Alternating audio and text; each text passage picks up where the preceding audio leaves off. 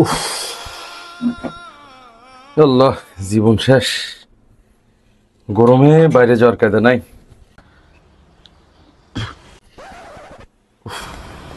দেশের যে অবস্থা, আল্লাহ বৃষ্টি দেওয়া আল্লাহ। প্রথম অন্ধকার।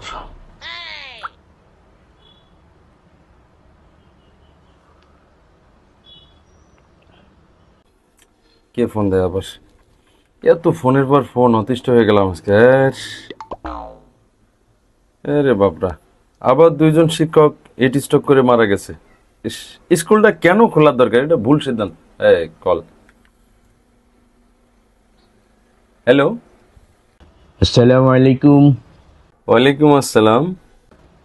এটা কি প্রথম অন্ধকার পত্রিকার অফিস? হ্যাঁ, প্রথম অন্ধকার পত্রিকার অফিস থেকে সিনিয়র রিপোর্টার সুমন বলছি। আমি বলতে আসলাম আরিয়া মুসলিম মিডিয়ার সংগঠনের পক্ষ থেকে। আপনি কে বলছেন? আমি আরিয়া মুসলিম মিডিয়ার সভাপতি বলতে আসি, প্রতিষ্ঠাতা সভাপতি। ও আচ্ছা আচ্ছা, বলেন বলেন। ও, আর আলিয়া মুসলিম মিডিয়া বলতে কি বোঝাচ্ছেন? একটু ক্লিয়ার করেন তো। আরিয়া মুসলিম মিডিয়া মানে এখানে আমাদের ধর্মীয় যে কার্যকলাপগুলো হয় সেগুলা মানে মিডিয়াতে সবসময় প্রচার করা হয়। নামাজ, ইবাদত, তাহাজ্জুদ যা বলেন সব কিছু আমরা প্রচার করি। এই কারণে এটার নাম দেওয়া হয়েছে আরিয়া। ও, এখন নামাজ রোজা যেটাই আপনারা করেন, হজ জাকাত যেটা দেন, এটা এখন আল্লাহকে দেখানো বাদ দিয়ে মানুষকে দেখাচ্ছেন, তাই তো? লাইভ টাইপ করে। জি, যে যে কারণে ফোন দিয়েছিলাম, অত ফাও কথা বলার সময় নাই। ওই আগামীকালকে সকাল 10টার দিকে, বেলা 10টার দিকে আপনি এবং আরও জাতীয় মিডিয়াগুলো আসে না, তাদের নাম্বার তো আমার দ্বারা নাই, আপনার দ্বারা তো আছে, একটু লইয়ে আসবেন। মিডিয়ার ফটো সাংবাদিক, ভিডিও সাংবাদিক যারা আছে সবাইকে লইয়ে আসবেন, গুরুত্বপূর্ণ ইমার্জেন্সি ভাবে। দেখেন, আলিয়া মিডিয়ার প্রতিষ্ঠাতা, আগামীকাল আমাদের চিফ হিট অফিসারের সাথে একটা বিশেষ মিটিং আছে। তো সেখানে তার সংবাদ সম্মেলন হবে, সেখানে আমি নিজে থাকবো। আমি অন্য কোনো রিপোর্টারকে আপনার ওখানে পাঠিয়ে দেবো, ঠিক আছে? মূলত আগামীকাল আপনারা কি কর্মসূচি করতে চাচ্ছেন সেটা একটু বললে আমার জন্য সহজ হতো। না, কোনো প্রেস ব্রিফিং করব না, ত্রাণও দেব না। ওই আগামীকাল 10টার দিকে রৌদ্রের মধ্যে আমরা করব, সালাতুল ইস্তেসকা আদায় করব, বৃষ্টির জন্য নামাজ পড়ব। না না না, দেখেন, আগামীকাল আমি কোনোভাবেই সময় বের করতে পারবো না। যেহেতু চিফ হিট অফিসারের সংবাদ সম্মেলন, সেখানে আমাকে সিনিয়র রিপোর্টারদেরকেই দাওয়াত দেওয়া হয়েছে, সেখানে আমাকে যেতে হবে। শিডিউল করে ফেলছি তো অলরেডি। না মিয়া ভাই, ওই আমাদের এই শিডিউলটা একটু দিতে হইবে মিয়া ভাই, এটা আমাদের মিডিয়াতে ফলো করা খুবই জরুরি। কারণ আমাদের এই সংগঠনটা নতুন, এটার প্রচারণা হইতে হইবে তো। ও, আপনি আপনার সংগঠন করছেন, এক হলো মানুষকে দেখানোর জন্য, আর প্রচারণা করে দুনিয়ার যে খায় সেটা মেটানোর জন্য, তাই তো? না, কালকের দিনটা সিলেক্ট করার কারণ আছে। আহা, আপনি এত প্রশ্ন করলে তো সমস্যা। আবহাওয়া অধিদপ্তরে দেখলাম আগামীকাল বিকেলেই বৃষ্টি হওয়ার সম্ভাবনা আছে। তা কালকে সকালে যদি আমরা নামাজটা পড়িয়ে ফেলাই, আর আবহাওয়া অধিদপ্তরের ভবিষ্যৎবাণীটা যদি ছাত করে ফেলে যায়, তাইলে তো আমাদের সংগঠন ভাইরাল। সবাই বলবে আমরা মোকলেস মানুষ, আমাদের নামাজ বৃষ্টি লেগেছে, সংগঠনের সদস্য বাড়বে না। হাই হাই, এই কারণে আর কি একটু ইমার্জেন্সি ভাবে আপনাকে কল করা, আপনি একটু আসবেন। খান সাহেব, আমি এটা বুঝতে পারছি যে আপনি এই ধরনের কাজ করতেছেন, এটা কোনো না কোনো একটা কারণ আছে। এখন আবহাওয়াবিদ বলছে কালকে বৃষ্টি হবে, সেই জন্য আপনি এই প্রোগ্রাম শুরু করে দিলেন। আর শোনেন, একটা কথা বলি, আপনি এই যে যাও বৃষ্টি হওয়ার একটা সম্ভাবনা ছিল, এটা তো একটা প্রেডিকশন, অনুমান করতে পারে বিজ্ঞানীরা। এটা কখনো যে হবেই তা নয়। তা আপনি যেটা বলছেন, আমার মনে হয় আপনার এই কর্মকাণ্ডের কারণে আল্লাহ যাও রহমতের বৃষ্টি দিত, সেটা আর মনে হয় দিবে না।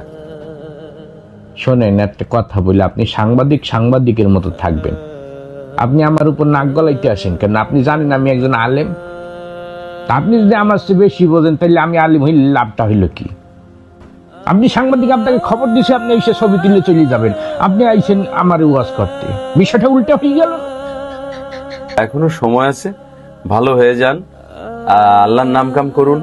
আপনারা মাওলানা মানুষ, আপনারা কিভাবে জাকাত দিতে হবে মানুষকে সেটা শেখান। সঠিক জাকাত যদি দেয়া হয় তাহলে আল্লাহর রহমতের বৃষ্টি আবার দিবে। মানুষের হক নষ্ট করা থেকে মানুষকে বিরত থাকার জন্য উৎসাহিত করুন। মানুষ ভুলেই গেছে মানুষের হক মানলে যে আল্লাহ নিজেও ক্ষমা করে না। সেদিকে আপনাদের দৃষ্টি নেই, আপনি আসেন লোক দেখানো ইবাদত নিয়ে। আমার এখলাসের ক্লাস দিতে আইছে, আপনি থাইন আপনার এখলাস নিয়ে, আপনি মোকলেসেই থাইন। বর্তমান দুনিয়া একটু প্রেসার না হইলে চলে না, বুঝছেন? এর আগেও আমি আপনার একটা রিপোর্ট দেখেছিলাম যে আপনি হজ করে এসে সেটা জানান দিয়েছিলেন যে আপনি আলহাজ বলতে হবে আপনাকে। আসলে আপনি আপনার যে আকীদা বা আপনার যে ইখলাস, এটা আসলে আমার কাছে মনে হচ্ছে না যে আপনি সঠিক লাইনে আছেন। ও ও কত দেখাইতে আইছে, রিয়া রিয়া, ও তোমরা যে কত বড় বুজুর্গ তা আমরা ভালোই জানি। এটা একজন আলেমের কাছে এটা কখনোই কাম্য নয়। আপনারা যে আলেমে আলেমে বিভেদের কারণে কিন্তু আজকে এই সমাজটা ধ্বংস হয়ে যাচ্ছে। আজকে বাংলাদেশের ইসলাম টিকিয়ে রাখাই অনেক কঠিন, যার কারণে আমাদের মুসলমান ভাইরা নির্যাতিত হয় আর আপনারা আলেমরা চুপচাপ বসে আছেন।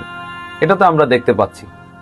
আপনি ফোন রাখেন, আপনার লাগবে না। আমি ওই যে দৈনিক ওই যে অমানব জমিন আছি না, ওদেরকে ফোন দিতে আসি, ওরা ওরা সুন্দর ফেলাও করে দিবে, আপনার লাগবে না। রাখেন রাখেন, আপনি রাখেন। আমার মহিরুবের কথা হয়, বিয়াদব জানি কোন জায়গার, দেশে মেজাজটা খারাপ করে, এমনি গরমে মেজাজটা সবসময় অতিষ্ঠ হয়ে থাকে, আবার এসে শুরু হচ্ছে বয়ান, ফাউল জানি কোন জায়গা। আজকের ভিডিওটি কাউকে সমালোচনা করে নয়, কাউকে কটাক্ষ করে নয়, কাউকে ছোট করে নয়। এটি আপনার আমার সকলের জীবনের একটি আত্মসমালোচনা মাত্র। আমাদের দিন প্রচারের ক্ষেত্রে, সত্য প্রচারের ক্ষেত্রে, সুস্থ সংস্কৃতি প্রচারের ক্ষেত্রে সোশ্যাল মিডিয়ার ভূমিকা অবশ্যই প্রয়োজনীয়, কিন্তু আমাদের অতিরিক্ত সোশ্যাল মিডিয়ার প্রতি নির্ভরশীলতা আমাদের ইখলাসকে নষ্ট করে দিচ্ছে। আমরা আমাদের ব্যক্তিগত আমল এবং অনুশোচনার যে আমলগুলো আছে, তওবা, ইস্তেগফার, বৃষ্টির নামাজ, এই বিষয়গুলো যার কাছে পৌঁছানোর কথা তার কাছে পৌঁছানোর আগে মানুষের কাছে পৌঁছানোর চেষ্টা করি। মানুষের বাহবা, লাইক, কমেন্ট পাওয়ার জন্য অনেক কাজ আছে, কিন্তু একান্ত ইবাদতগুলো একমাত্র আল্লাহর জন্যই করি।